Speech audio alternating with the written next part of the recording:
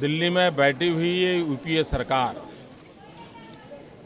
पिछले 10 वर्ष के लगातार विफलताओं से बचने के लिए और चुनाव जीतने के लिए कोई न कोई सहारा खोज रही है। उनको लगता है कि फूड सिक्योरिटी बिल के नाम पर जनता की आंखों में धूल झोंकी जा सकती है। दिल्ली की कांग्रेस सरकार का ये प्रयास महंगाई से त्रस्त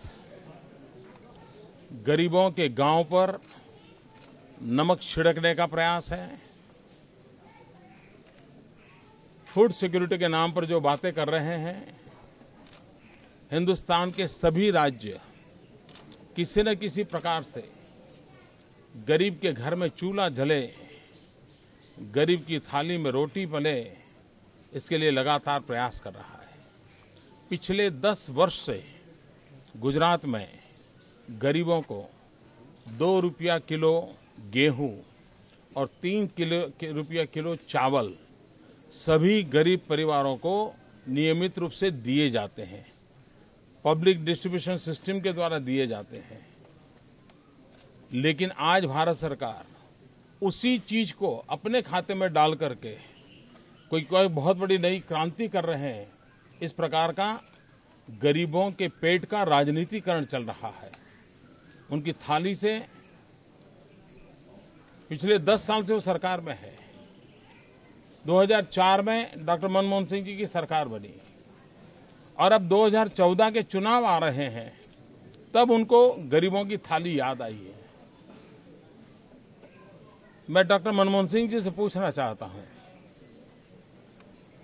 कि इसका मतलब ये हुआ कि 2004 में जब अटल जी की सरकार गई, तब इस देश के गरीब की थाली में रोटी थी, उसका पेट भरता था।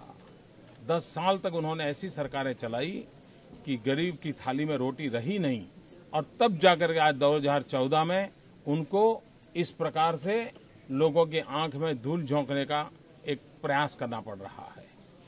हिंदुस्तान के गरीब को रोजी मिले, हिंदुस्तान के गरीब को रोटी मिले, हिंदुस्तान के गरीब की थाली भी भरी हुई हो, उसका पेट भी भरा हुआ हो, इसके लिए हिंदुस्तान की सभी राज्य सरकारें पिछले कई वर्षों से अपने इनिशिएटिव से, अपनी बजट से पैसा खर्च करके कर रहे हैं।